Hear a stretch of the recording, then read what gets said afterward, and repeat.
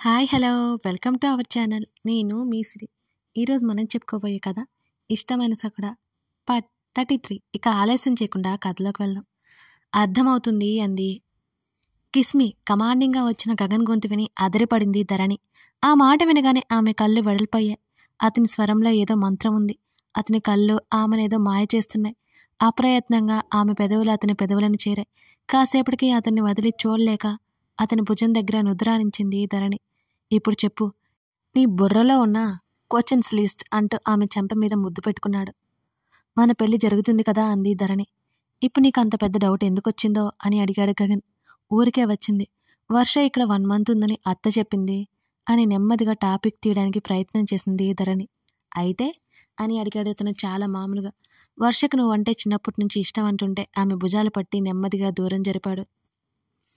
ఆమె కంగారుగా చేతులు నలుపుకుంటూ చూసింది అతని వంక. ఇప్పుడు అడిగితే చంపేస్తాడేమో. ఏంటి? ముఖం చిట్లించి చూశాడు గగన్. ఊరికే అడుగుతున్నాను. వర్షకి నువ్వంటే ఇష్టం కదా అంటుండే ఆ విషయం తన్ని అడగాలి, నన్ను కాదు అన్నాడు గగన్. నీతో ఎప్పుడు చెప్పలేదా అని అడిగింది ధరణి. ఏమో గుర్తులేదు అన్నాడు. ధరణి మూజి తిప్పి ఇది నాతోనే ఫస్టా అడగ్గా అతను అదోలా ముఖం పెట్టాడు. ఏది అని అడిగాడు తాపిగా. ఆమె బుర్రలో ఏముందో అర్థమైంది అతనికి. ఆ ఇన్నోసెంట్గా కంగారుగా అడుగుతుంటే ఆమె ముఖం భలే నచ్చేసింది. ముద్దొచ్చేస్తోంది. అదే ముద్దు అంది మెల్లిగా. ఏ ముద్దు అని అడిగాడు. ఏ ముద్దో కాదు, ఇంతకుముందు ఎవరికైనా అంటూ నసికింది. సరిగ్గా చెప్తే చెప్పు, లేకపోతే వెళ్ళు అతను విసుగు నటించాడు. అదే ఇంతకుముందు ఎవరికైనా ముద్దు పెట్టావా అని అడిగింది. యాహ్! ఆ మాటలకి కళ్ళు పెద్ద చేసి చూస్తుంది ధరణి. ఏడుపు మొహం వేసింది ధరణి టక్కున. మోసం అంతా. వాళ్ళకెవరికో ముద్దు పెట్టి చిచ్చి నాకు అంటూ వెళ్ళిపోవడానికి అతని చేతిలో ఆమె చెయ్యి చిక్కుకుపోయిందిక. పైకి లేచి ఆమెను వెనకరించి కౌగిలించుకున్నాడు గగన్. నేను వెళ్తాను. ఏడుపు ఒక్కటే తక్కువ ధరణికి. ఏడుపు కంటే కోపం వస్తోంది ఆమెకి అతని మాటలు విన్న తర్వాత. ఆమె చుట్టూ చేతులు బిగించి ఆమె మెడవంపులో అతను ముఖం దాచుకున్నాడు. బుద్ధి లేదు నీకు, ఎప్పుడు ఏడుపు మొహమే. అతను నెమ్మదిగా ఆమె భుజం మీద గడ్డమానించి కసిరాడు. తమరి పనులకి ఇంకేం వస్తుంది అని మనసులో అనుకుంది. ఇప్పుడేంటి నీ బాధ అని అడిగాడు. నాకు కోపం వస్తుంది, నేను వెళ్తాను అంటూ గింజుకోసాగింది ధరణి. అదొక్కటేనా అని అడిగాడు. ఎవరా అమ్మాయి? నువ్వు ముద్దు పెట్టుకున్నావా? తనే పెట్టిందా అంది అతని వైపు తిరుగుతూ ధరణి. ఆ అమ్మాయే పెట్టింది అని అన్నాడు గగన్. ఎవరు ఆ వేస్ట్ ఫెలో? ఆమెకి కోపం ఒక్కసారిగా పొంగింది. చెప్తే ఏం చేస్తావు అని అడిగాడు గగన్. ఏదో ఒకటి చేస్తా. అదెవరో కిస్ చేస్తుంటే హాయిగా పెట్టించుకున్నావు కదూ. ఉక్రోషం పొంగుతోంది ఆమెలో. అవును, చాలా హాయిగా ఉంది. చిచి యాక్, నేను ఉండనసలిక్కడ అని వెళ్ళిపోతుంటే ఆమె రెక్క పట్టుకుని లాక్కున్నాడు గగన్. కిస్సేగా, ఎందుకింత ఓవర్ చేస్తున్నావు? గగన్ విసుక్కున్నాడు. కిస్సేగానా? అది ఒక్కరికే చెందేది. ముద్దు అయితే ఒకటా, పెళ్ళి అయితే ఒకటా? నీకేం తెలియదు పో అని వర్షనే పెట్టి ఉంటుంది. అవునా అని అడిగింది ధరణి ఏడుపు మొహంతో. ఏయ్ ఆపు అతను అరవడంతో. నా బాధ నీకు చిరాగ్గా ఉంటుందిలే అని ఈసారి ధరణి ఏడ్చింది. గాడ్, ఇప్పుడు ఏడుపు ఆపలేదనుకో అంటూ ఆమె నడుం మీద పట్టు పెంచాడు గగన్. ఆమె ఒక్కసారిగా అదిరిపడింది. ఆమెను అలాగే తీసుకెళ్లి నిలువుటద్దం ముందు ఉంచి తడిదేరిన ఆమె కనులు చూస్తూ, నన్ను ఫస్ట్ కిస్ చేసింది ఎవరో తెలుసా అని అడిగాడు గగన్. నువ్వు చెప్పట్లేదు కదా, నాకెలా తెలుస్తుంది? మణికట్టుతో కళ్ళు తుడుచుకుంటూ మరోసారి అడిగింది ధరణి. ముందుకు వంగి ఆమె చెంప మీద జారిపోతున్న జుట్టును సవరించాడు గగన్. ఆమె చెంప మీద మళ్ళీ ముద్దు పెట్టుకున్నాడు. ఇదిగో తానే అంటూ చూపుడు వేలుతో అద్దం వైపు చూపించాడు. తల ఎత్తి చూసిన ధరణి తను కనిపిస్తుంటే అయోమయంగా తల తిప్పి అతని వైపు చూసింది. ఏంటి? నేను ఫస్ట్ కిస్ చేసింది, నన్ను ఫస్ట్ కిస్ చేసింది అంటూ ఆమె కంట మీద ముద్దు పెట్టుకున్నాడు. ధరణి సంభ్రమాశ్చర్యాలకు గురైంది. అవునా అన్నట్టు కళ్ళను మరి కాస్త విప్పార్చి అతని వైపు చూసింది. విచ్చుకున్న ఆమె పెదవుల మీద మరోసారి సున్నితంగా ముద్దు పెట్టుకున్నాడు అతను. అప్రయత్నంగా ఆమె కళ్ళు మూసుకుపోయాయి. అతను దూరం జరగగానే సంతోషంగా గట్టిగా హత్తుకుంది ధరణి. మరి ఎందుకు అబద్ధం చెప్పావు అని అడిగింది. నిజమే చెప్తానన్నాడు అతను. మూతి తిప్పి అతని మెడ చుట్టూ చేతులు వేసి కరుచుకుపోయింది. ఎవరినైనా కిస్ చేస్తే ఏం చేస్తావు అని అడిగాడు. ఏం చేస్తానో ఏమి చేయనంది. మరి ఇప్పటి వరకు ఎందుకు గోల్ చేసి చంపేశావు? గగన్ విసుక్కున్నాడు. నాకు కోపం వచ్చింది, నేను గొడవ చేయలేదు అంది మూతి ముడుచుకుని ధరణి. ఇంకా ఆమెలో ఇన్నోసెన్స్ పోలేదని అతనికి అర్థమవుతూనే ఉంది. ఆమె తన మీద చిన్నప్పటి నుంచి ప్రేమ పెంచుకుంటూ వస్తుందని అతనికి తెలియకుండా ఏం లేదు. ఆమెకేదో చేయాలని ఉంది కాబట్టి పెళ్లి గురించి అతను మాట్లాడలేదు. కానీ ఈ క్షణమే ఆమెను సొంతం చేసుకోవాలని కోరిక కలుగుతోంది అతనికి. అతని పట్టులో తెలుస్తున్న తేడాకి ధరణి ఉలిక్కిపడింది. నేనిక వెళ్తాను, అత్త వెంటనే రమ్మంది. ధరణి వెళ్ళడానికి ప్రయత్నం చేయగా ఆమె ప్రయత్నం సఫలించలేదు అతని వల్ల. అతను మీదకొస్తున్నట్టు అనిపించడంతో అప్రయత్నంగా అడుగులు వెనక్కి వేసింది ధరణి. కంగారుగా డ్రెస్సింగ్ టేబుల్ ఆనుకొని నిలబడింది. ఆమె చెంపలకి ఇరువైపులా అతని చేతులు చేరాయి. ఆమె కనురెప్పలు టపటపలాడిస్తూ చూసింది. అతని తల కాస్త కిందకి దించి ఆమె పెదవులను నెమ్మదిగా అందుకున్నాడు అతను. ఆమె చేతులు తగిలి డ్రెస్సింగ్ టేబుల్ మీద వస్తువులు కింద పడిపోయాయి.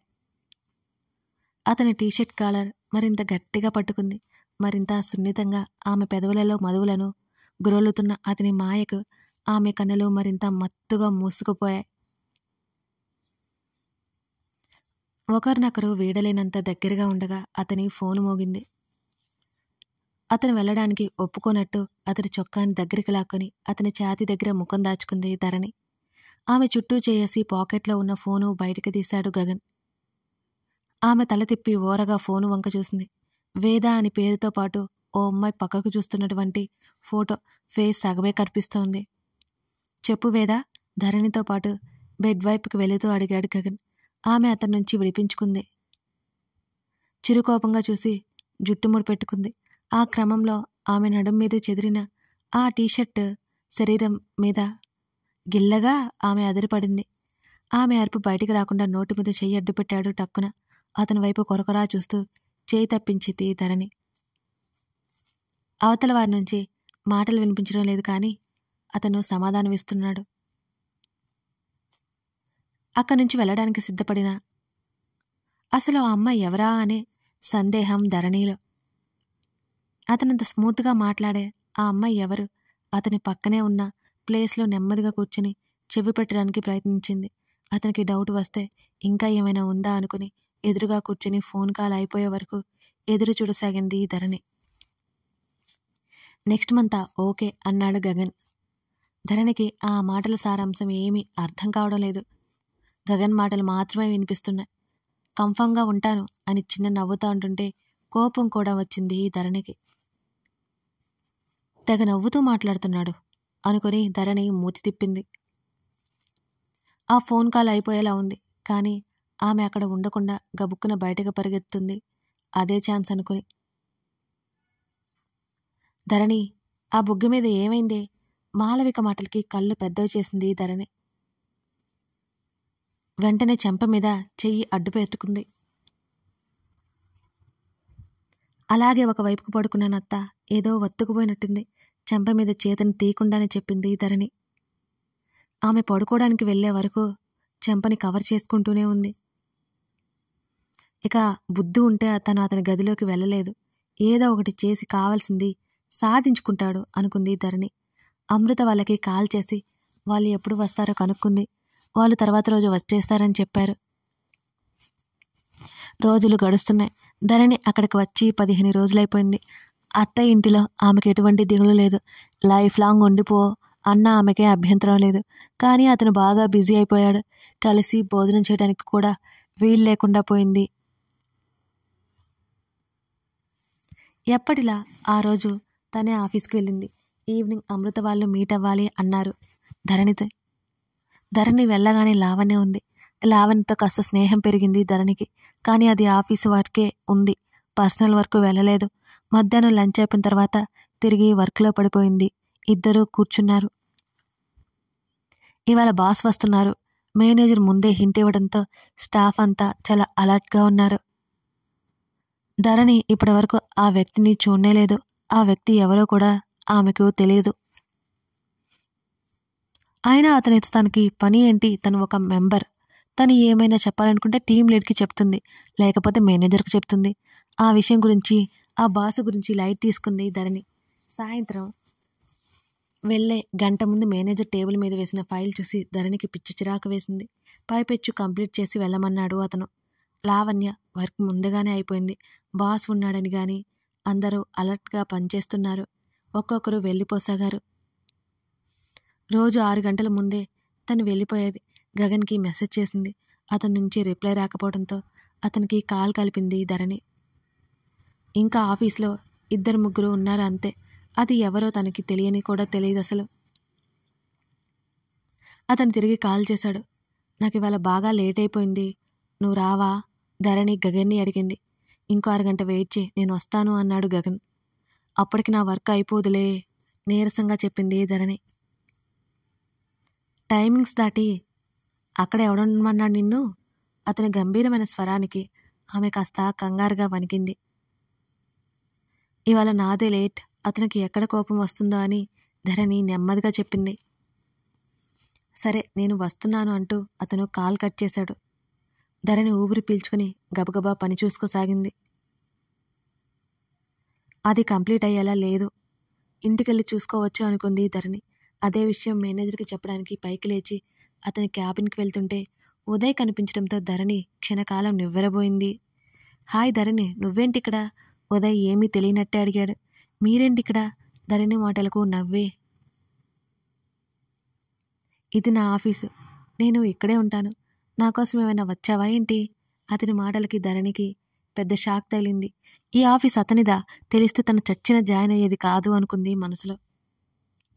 కాదు, ఇక్కడ నేను ఎంప్లాయీని, ధరణి చాలా నెమ్మదిగా చెప్పింది ఆ మాట. వాట్? ఉదయ్ మరింత ఆశ్చర్యంగా అడిగినట్టు ముఖం పెట్టాడు.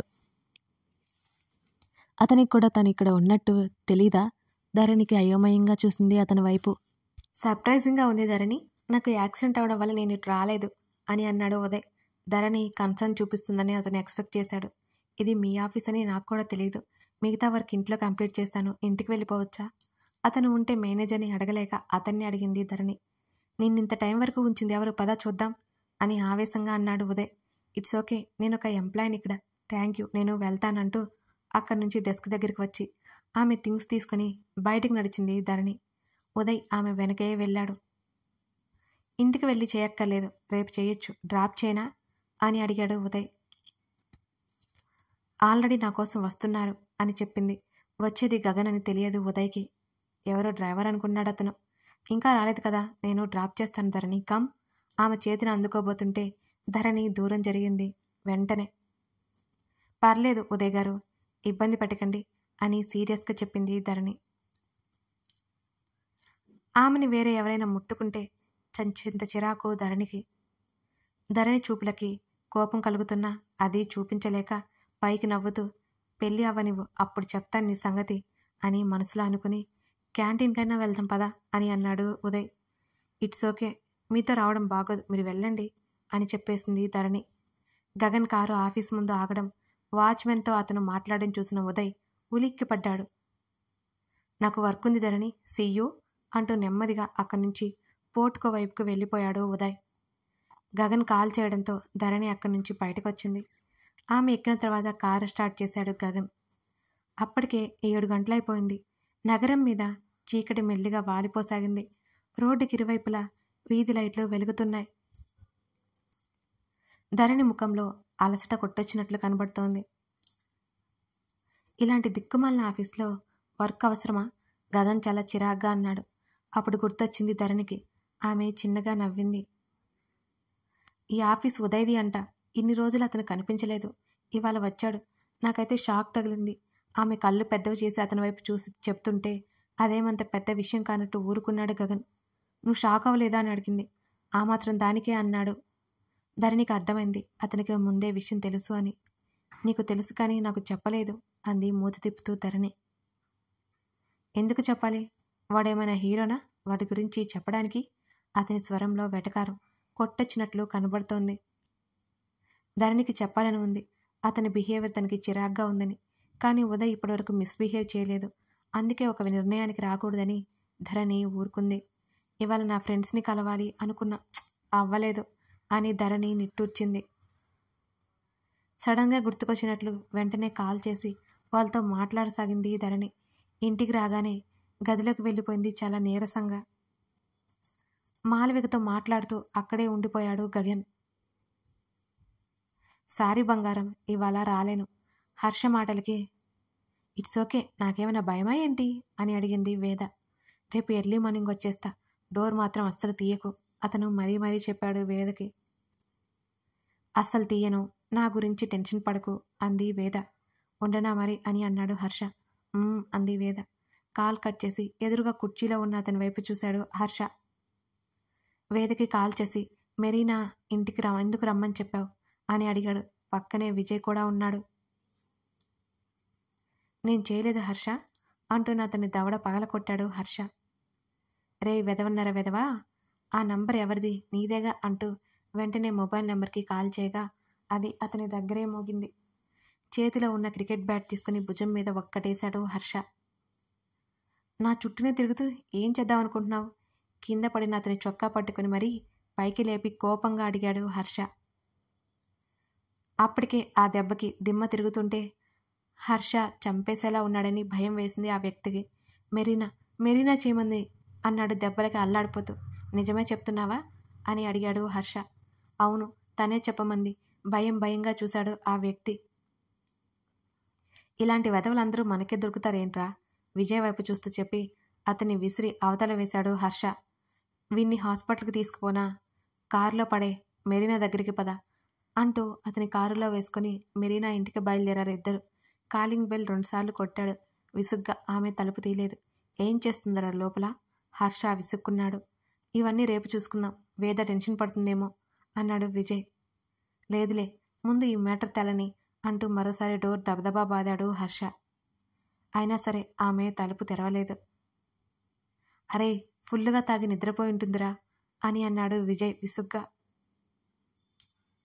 మొబైల్ తీసి మెరీనాకి కాల్ చేశాడు. లిఫ్ట్ చేయలేదు మెరీనా. హర్ష, తన ఇంటి కీస్ మన దగ్గర ఉండాలి. విజయ్ టక్కున కారు వైపుకి పరిగెత్తాడు. కారు డాష్బోర్డ్ల దగ్గర వెతికాడు, అయినా కనిపించలేదు. అది నా కార్రా ఈడియట్, హర్ష చిరాకు పడ్డాడు. కథ కొనసాగుతోంది. కథ నచ్చితే లైక్ చేసి కామెంట్ చేయడం మర్చిపోకుండా. ఇంతకీ ఉదయ్ వల్ల ధరణికి ఏమైనా అపాయం ఉందా? ఆ ఆఫీస్లో ఉండడం వల్ల గగన్ ఏం చేయబోతున్నాడు? ఇంతకీ వేదకి హర్షకి మధ్య ఎందుకు దూరం క్రియేట్ చేయాలనుకుంటోంది? తెలుసుకోవాలి అంటే తర్వాత భాగం చూడాల్సిందే. మీ స్నేహితులకి షేర్ చేయండి. అలాగే ఇవాళ మన సిరి డైరీస్ అనే ఛానల్లో విలన్ అనే కొత్త స్టోరీ రన్ అవ్వబోతుంది. అసలేంటి కథ మిస్ అవ్వకుండా చూడండి, చాలా బాగుంటుందండి. రొమాంటిక్, లవ్, సస్పెన్స్ అండ్ థ్రిల్లింగ్గా కూడా అనిపిస్తుంది మీకు. Thank you.